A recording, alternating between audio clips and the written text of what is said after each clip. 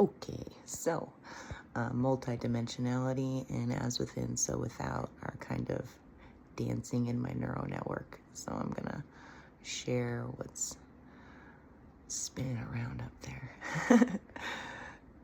So I was talking a bit in one of my other videos about multidimensionality and how it's awesome, but in order to do certain things, depending on what they are, of course, you kind of have to pick a dimension. It doesn't mean you have to stay there forever, but there is an observing of patterns that unfolds over time where you start to identify that as beautiful as it is to be able to hear, feel, and at times see different dimensional realities bleeding through, it can serve as a distraction. And sometimes maybe even a purposeful one. But again, choosing what you want to think about. You don't want to be thinking about the fact that you noticing that there's many overlays surrounding you at any given moment is something that's being used to keep you from living your life. It's just a choice on what you choose to do with your time and how you choose to spend your focused attention, your currency of your focused attention.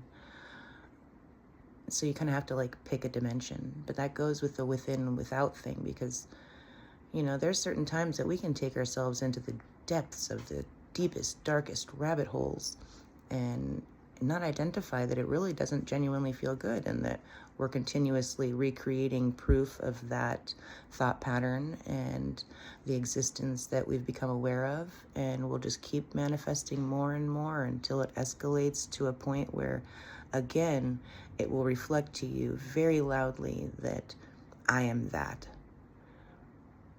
The reflective process, you'll remember that although you're outwardly focused on spirit realms and celestial beings and extraterrestrials and different planets and different planetary belief systems, that you're all of it.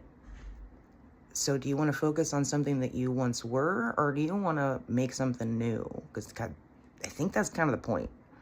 To kind of like make something new, not be like, oh, let's just jump on this train of these other timelines that have unfolded that people say that exist and that are potential, rather than creating your own. Maybe one that includes all of them. I believe I dwell within all of it, if that's making any sense to you.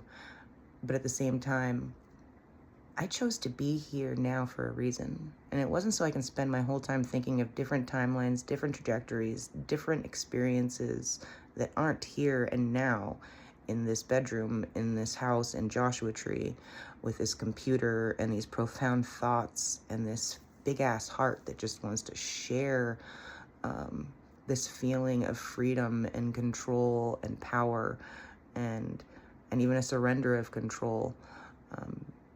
Because it's simultaneously both, because you've learned to flow with the energies and the frequencies of the world, yet you're also learning to control what you have going on within your holy temple, so that what you observe in your projected reality is something that your heart agrees with, that your heart, mind, and feelings and senses say feels good to you, and is something that you want to bring forth into the world.